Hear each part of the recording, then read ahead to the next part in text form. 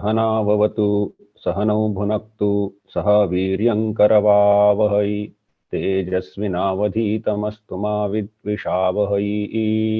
ॐ शान्तिः शान्तिः शान्तिः। हरिः ॐ। सदाशिवसमारम्भां शङ्कराचार्यमध्यमाम् अस्मदाचार्यपर्यन्तां वन्दे गुरुपरम्पराम्। श्रुतिस्मृतिपुराणानामालयं करुणालयं नमामि भगवत्पादं शङ्करं लोकशङ्करं। शङ्करं शङ्कराचार्यं केशवं बादरायणं सूत्रभाष्यकृतौ वन्दे भगवन्तौ पुनः पुनः। ईश्वरो गुरुरात्मेति मूर्तिभेदविभागिने व्योमवद्व्याप्तदेहाय दक्षिणामूर्तये नमः। आज के संवित स्वाध्यायमाला के ये 9वें सत्र में सबका स्वागत है। यदि ये जो समग्र जो माया है, इसका एक एक अंश सोचा जाए तो उसको अज्ञान ऐसा बोला गया है। तो यहाँ पर एक उदाहरण लेते हैं हम, जैसे कि वृक्ष है और वृक्षों का समुदाय वन है। तो कई सारे एक एक वृक्ष है और एक वृक्ष ऐसे कई सारे वृक्ष जब मिलते हैं तो वन ऐसा हम उसको कहते हैं। अब यहाँ पर यह जो एक एक वृक्ष है इसको व्यष्टि ऐसा कहते हैं, इंडिविजुअल व्यष्टि ऐसा शब्द व्यवहार होता है, व्यष्टि। यहाँ पर लिखा है व्यष्टि अज्ञान ऐसा लिखा है, इंडिविजुअल एक जन के लिए जितना उतना। तो एक वृक्ष और इनका समुदाय करते हैं तो उसको समष्टि कहते हैं। सभी वृक्षों को इकट्ठा कर दिया तो समष्टि वृक्ष की चिंता करनी है, कल्पना करनी है, तो हम उसको वन कहते हैं। तो हम यहाँ पर झट से यह देख सकते हैं कि एक वृक्ष वृक्षों का समुदाय वन, तो एक वृक्ष वृक्षों का समुदाय वन, ऐसे हमारे मन में सोचने के लिए हमें संभव है, ऐसा हम सोच सकते हैं। अब एक वृक्ष से जुड़ा हुआ आकाश, एक वृक्ष जितने आकार का है उस वृक्ष ने व्याप्त करके रखा है, या वृक्ष को जिसने व्याप्त करके रखा है उतना आकाश। इसको सोचिए, वृक्ष है और वृक्ष से जुड़ा हुआ आकाश है। अब इसको हम पारिभाषिक शब्द लाते हैं कि वृक्ष से जुड़ा हुआ जितना आकाश है उसको कहेंगे वृक्षावच्छिन्न आकाश। वृक्ष से जुड़ा हुआ, अवच्छिन्न शब्द के कई सारे तात्पर्य होते हैं, उसमें नहीं जाकर के केवल इतना ही लेते हैं, वृक्ष से जुड़ा हुआ आकाश उतना है वृक्षावच्छिन्न आकाश। जैसे हमने टेबल पर एक घट रख दिया और इस घट के अंदर समाया हुआ जो आकाश है वह होगा घटावच्छिन्न आकाश। तो वैसे एक वृक्ष है, उसके अंदर समाया हुआ जितना आकाश है उसको कहेंगे वृक्षावच्छिन्न आकाश। अब यह वृक्षों का समुदाय है वन। हम जिसको वन कहना चाहते हैं उस वन से भी अवच्छिन्न आकाश होगा, उससे जुड़ा हुआ आकाश होगा। तो हमारे सामने अब वृक्ष और वन ऐसे दो पदार्थ है, दो चीजें हैं, और वृक्ष से जुड़ा हुआ आकाश और वन से जुड़ा हुआ आकाश, ऐसे और दो हमने यहां पर सामने लाए हैं।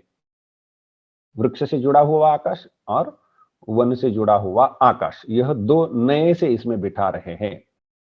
अब यह इसलिए लाए हैं कि यह जो माया है, यह माया और इसमें एक अज्ञान जो है, एक अज्ञान वृक्ष के समान मानना चाहिए, और वृक्षों का समुदाय वन है तो इन अज्ञानों का समुदाय माया है। ठीक, वृक्ष अज्ञान से तुलना करनी है और वन की तुलना करनी है माया से, ऐसा इस प्रकार से। एक अज्ञान को मैं यह अज्ञान हूं ऐसा मानने वाला जो चैतन्य है वह, और यह माया मैं हूं या मेरी है ऐसा मानने वाला चैतन्य, यह आकाश के स्तर पर आएगा। हमारे सामने वृक्ष और वन आया है तो उसकी तुलना में हमारे पास अज्ञान और माया है। वृक्ष से जुड़ा हुआ अज्ञान है, वृक्ष से जुड़ा हुआ आकाश है और वन से जुड़ा हुआ आकाश है। तो अज्ञान से जुड़ा हुआ, अज्ञान, यहाँ पर अज्ञान शब्दों को ज्यादा ध्यान मत दीजिए, एक्स मटेरियल ऐसा भी आप कह सकते हैं, नहीं तो अज्ञान शब्द बड़ा कुछ गलत धारणाएं बना देता है। तो कुछ क्ष नाम का मटेरियल है वो, ऐसा कुछ सोच सकते हैं उसको। अज्ञान शब्द का अन्यथा बहुत समस्या उपस्थित कर देता है वो। तो इसलिए वो क्ष नाम का कोई मटेरियल है वह, और इससे इनको इन सब क्ष नाम के इन मटेरियल को इकट्ठा करते करते माया बनी है, ऐसा सोचने से सुविधा हो सकती है। तो ऐसा सोचिए। तो इस अज्ञान से जुड़ा हुआ चैतन्य, अज्ञानावच्छिन्न चैतन्य, और इस प्रकार से जो इन अज्ञानों का समुदाय है माया, उससे जुड़ा हुआ चैतन्य, तो उससे जुड़ा हुआ जो चैतन्य, उसका हमने नाम रख ही दिया है ईश्वर। तो माया से अवच्छिन्न चैतन्य ईश्वर है, या फिर ये जुड़ा हुआ है, या यह जैसे वैसे यदि सामने वृक्ष न हो तो वृक्ष के आकार का आकाश सोचना हमें संभव नहीं होता है। सामने यदि घट रखा न हो तो घट के आकार का आकाश सोचना हमें कठिन हो जाता है, लेकिन घट रख देने से घट के आकार का आकाश सोचने में घट के द्वारा हमें मदद होती है। तो जिस जिस मदद से, जिसकी सहायता से हमें उतने आकार का आकाश सोचने की सुविधा होती है, उस मदद को, उस साधन को हम उपाधि कहते हैं। हमने ये भी शब्द पहले भी बताया था। तो यह घट उपाधि है, वृक्ष उपाधि है, वन उपाधि है। उसी प्रकार से यह जो अज्ञान है वह हमें मदद करता है उतने आकार का चैतन्य सोचने के लिए। तो इसलिए यह अज्ञान भी उपाधि है। यह जो माया है वह भी हमें मदद करती है उतने आकार का चैतन्य सोचने के लिए, और इसीलिए माया भी उपाधि है। तो यहाँ पर हम अज्ञानावच्छिन्न चैतन्य ऐसा भी शब्द प्रयोग कर ले सकते हैं, और मायावच्छिन्न चैतन्य ऐसा भी शब्द प्रयोग कर सकते हैं, या अज्ञान से उपहित चैतन्य ऐसा भी शब्द प्रयोग होता है, और माया से उपहित चैतन्य ऐसा भी शब्द प्रयोग होता है। माया से उपहित चैतन्य, इसका अर्थ यह है कि माया जिसकी उपाधि है वह चैतन्य, अज्ञान जिसकी उपाधि है वह चैतन्य अज्ञान से उपहित चैतन्य, ऐसा कहा जाएगा। यह वेदांत के ग्रंथों में ऐसे शब्द व्यवहार होते हैं, और धीरे धीरे पारिभाषिक शब्दों को भी समझाना आवश्यक है, क्योंकि हम शौक से चल रहे हैं, धीरे धीरे चल रहे हैं। हमें ऐसा एकदम 4 दिन का क्रैश कोर्स करके इसको समाप्त नहीं कर रहे हैं। तो इसलिए ये पारिभाषिक शब्द यदि समझ में आते तो अच्छी बात है। तो इस प्रकार से यह उपाधि इत्यादि शब्द व्यवहार होते हैं। घट हमें घट के आकार के आकाश सोचने की मदद करता है, इसीलिए घट आकाश की उपाधि है। लेकिन वहां पर एक ध्यान में रखना आवश्यक होता है कि घट ने आकाश का वास्तविक आकार नहीं बना दिया है, आकाश को काट के नहीं रख दिया वस्तुतः, केवल हम उतने आकार की कल्पना मात्र करते हैं। वैसे यहाँ पर चैतन्य को काट के नहीं रख दिया, उसकी क्रॉस सेक्शन या स्लाइस नहीं बनाई है माया ने या अज्ञान ने। उतने आकार का चैतन्य माया की मदद से हम सोचते हैं, और इसीलिए यह काल्पनिक विभाजन है। इस पर एक एक पूरा एक पाठ ही इस पर चला गया कि काल्पनिक विभाग और वास्तविक विभाग पर। तो ये यहाँ पर अब हमने माया से अवच्छिन्न चैतन्य को ईश्वर बोला है, या माया में प्रतिबिंबित चैतन्य को ईश्वर बोला है। उसी प्रकार अज्ञान से संबंध चैतन्य, अज्ञान से जिसका संबंध है, हम अज्ञान से जुड़ा हुआ, अज्ञान से उपहित, या अज्ञान से अवच्छिन्न, या अज्ञान में प्रतिबिंबित जो चैतन्य है, उसको कहते हैं प्राज्ञ। उसको प्राज्ञ कहा जाता है, यदि यहाँ टाइप करना संभव। ठीक है, नाम तो दिखाई दिया हमें। तो यह है प्राज्ञ। एक जैसे माया जिसकी उपाधि है, या माया से अवच्छिन्न चैतन्य ईश्वर है, वैसे व्यष्टि अज्ञान से अवच्छिन्न चैतन्य, ये व्यष्टि अज्ञान जिसकी उपाधि है उसको प्राज्ञ कहा जाता है। तो हमारे सामने अभी 2 चैतन्य आए हुए हैं, एक तो प्राज्ञ और एक तो ईश्वर। ठीक, अब ऐसा सोचिए कि हमारे पास एक कमरा है, कमरे को या घर को मठ कहते हैं संस्कृत में। मठ मतलब जहां छात्र रह करके पढ़ते, ऐसे स्थान को भी मठ कहा जाता है, और सामान्य कोई भी कमरा हो या घर हो उसको भी मठ कहते हैं। तो मठ शब्द का बहुत बार प्रयोग होता है ऐसे क्षेत्र में, इसलिए मठ और घट, ऐसे घट और मठ इन दोनों को लिया जाता है। तो हम इन्हीं शब्दों का प्रयोग करते रहेंगे। तो एक मठ है, और मठ से जुड़ा हुआ आकाश है, तो मठावच्छिन्न आकाश होगा। मठ के अंदर हमने एक घट रख दिया, तो उस घट से भी अवच्छिन्न आकाश होगा। तो हमारे पास अभी सोचने के लिए मठावच्छिन्न आकाश है और घटावच्छिन्न आकाश है। अब जब तक मठ और घट दोनों हमारे सामने हैं, तो हमें यह लगता रहेगा कि जो मठावच्छिन्न आकाश है वह घटावच्छिन्न आकाश नहीं, दोनों में भेद है। या फिर यदि हम घट को मठ के बाहर रख देते हैं, तो मठावच्छिन्न आकाश और घटावच्छिन्न आकाश अलग ही है, ऐसा हम कहेंगे। और यदि घट को अंदर रख दिया, तो एक लगता है कि जो मठावच्छिन्न आकाश है उसी के थोड़े अंश को घटावच्छिन्न आकाश बना दिया गया है। फिर भी हम भेद तो सोचते हैं कि ये घटावच्छिन्न आकाश है, यह मठावच्छिन्न आकाश है। और ये भेद क्यों हमारे मन में आता है? क्योंकि वहां पर मठ और घट है, जो हमें यह दोनों आकाशों में भेद करने के लिए मदद करता है, या बाध्य भी करता है। मदद करता है या बाध्य भी करता है।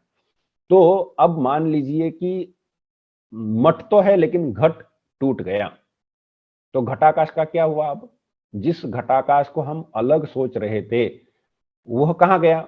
गया तो नहीं, अलग ही नहीं हुआ था वो। ये तो नहीं कह सकते कि अब घटाकाश मठाकाश में विलीन हो गया। विलीन हो गया मतलब कैसे? वो तो अलग हुआ ही नहीं था, हमने अलग हुआ ऐसा माना, और अब इसलिए विलीन हुआ ऐसी भाषा प्रयोग कर रहे, उस पर हम लगा रहे अपनी ओर से। तो ये हमारी समस्या है। तो वह अलग हुआ ही नहीं था। घट टूटने से वह घटाकाश है, वह मठाकाश ही था, वह उससे अलग नहीं होता, मठाकाश रूप से अभी स्थित है। घटाकाश जो है वह अभी मठाकाश रूप से स्थित है। लेकिन अब सोचिए कि महाकाश है और घटाकाश है, तो मठाकाश है, महाकाश और मठाकाश है। अब यह मठ है, इसलिए मठाकाश ऐसा हम उसको महाकाश से भिन्न सोचते हैं।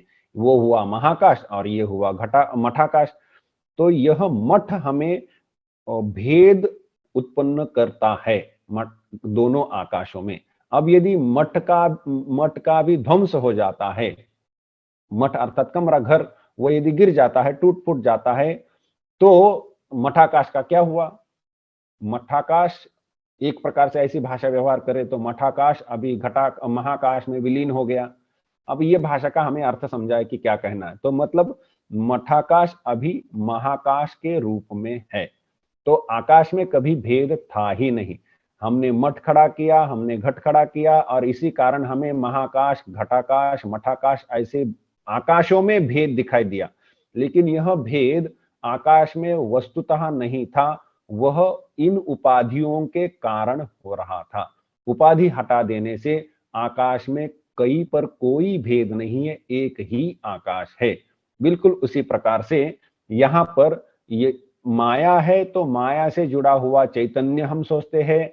माया के अंदर और एक घट, जैसे कमरे में घट, उसी प्रकार से माया के अंदर एक अज्ञान, उससे जुड़ा हुआ चैतन्य, ऐसा हम अज्ञानावच्छिन्न चैतन्य, मायावच्छिन्न चैतन्य और इससे बाहर चैतन्य, ऐसे तीन चैतन्य सोचते हैं।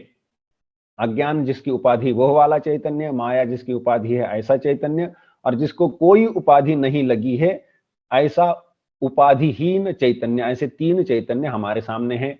अब मान लीजिए कि हमने ये जो अव्यष्टि अज्ञान है उसको हटा लिया, तो वो चैतन्य कहां जाएगा? उसका कहीं आना जाना नहीं है, उसका तो काल्पनिक भेद हमने कर लिया था। तो वह जो चैतन्य है उसमें, और यह जो ईश्वर है उसकी भी उपाधि यदि हटा लेते हैं, ईश्वर की उपाधि माया है, उसको भी हटा लिया, तो ये कमरा भी गिरा दिया और घट भी टूट गया। तो इन दोनों आकाशों का क्या होगा? ये महाआकाश ही है। वैसे दोनों उपाधियां, छोटी उपाधि हो या बड़ी उपाधि हो, वृक्ष भी काट दिया और वन भी काट दिया, तो वो वृक्षावच्छिन्न आकाश का और वनावच्छिन्न आकाश का क्या होगा? महाकाश होगा। महाकाश है ही। तो इसी प्रकार से ये दोनों उपाधियों को यदि हटा लिया जाता है, तो यह जो व्यष्टि अज्ञान से जुड़ा हुआ चैतन्य है और माया से जुड़ा हुआ जो चैतन्य है और यह उपाधिहीन तीसरा सबसे बड़ा जो चैतन्य है, इन तीनों में कोई भेद नहीं है, एक ही है। और यही वेदांत की जो एकात्मता है वह इस स्तर की एकात्मता है। हमें भेद उपस्थित होता है उपाधि के कारण। भेद का कारण चैतन्य नहीं है, भेद का कारण उपाधि है। घट मठ खड़ा करने से आकाश में भेद प्रतीत होते हैं, लेकिन घट मठ हटा लेने से आकाश में कोई भेद नहीं रहता है। तो भेद की दृष्टि उपाधि से उत्पन्न होती है, न कि जिनकी उपाधि है उनके कारण। चैतन्य के कारण भेद दृष्टि उत्पन्न नहीं होती है, उपाधियों के कारण, वन के कारण, वृक्ष के कारण आकाश में भेद दिखाई देते हैं, लेकिन आकाश में वस्तुतः कोई भेद नहीं है। तो इसी प्रकार से उपाधि ही भेद का कारण है, और जब तक हम उपाधि को लेके बैठे हैं तब तक भेद बना रहेगा, भेद मानते रहेंगे। उपाधि हटाने से ही भेद हटेगा, और वही जो महावाक्यों के जो अर्थ है वह यहाँ हमें धीरे धीरे पता चलेंगे। तो ये अब हमने एक स्तर पर माया के और अज्ञान के स्तर पर, जो कि मूल कारण है, उस स्तर पर भी जो उपहित चैतन्य है वह कैसा वस्तुतः एक है, यह हमने देख लिया। और इसी प्रकार से आगे चल करके और भी शरीर बनेंगे, और उन शरीरों से जुड़ा हुआ चैतन्य होगा। शरीर हटा लेने से वो चैतन्य में ऐक्य है, ऐसा प्रतिपादन किया जाएगा। ऐसे और दो शरीर बनने, ये भी शरीर है, माया भी ईश्वर का शरीर है, व्यष्टि अज्ञान भी जीव का शरीर है, प्राज्ञ का शरीर है यह। तो ऐसे आगे चल करके और दो शरीर बनने हैं, दो स्तर है, वहां पर भी यही होगा। तो यह जो अब हमने एक प्रकार की एनालॉजी जो लगाई है, वह हमें वहां पर भी काम में आएगी। आज का हमारा समय समाप्त होने आया है, तो यदि कोई प्रश्न हो तो हम उसको ले सकते हैं। जी स्वामी जी, माया उपाधि है और अज्ञान एक सिंगल इंडिविजुअल जो है वो भी एक उपाधि है, और पूरा चेतन है कि जैसा अभी अपन ने समझाया आकाश के उस उदाहरण से। तो इन सब में माया एक बाउंड्री है काल्पनिक, और उसके अंदर जो है उसको ईश्वर कहा, और फिर माया के अंदर जो एक एक इंडिविजुअल अज्ञान है, है उसको प्राज्ञ कहा।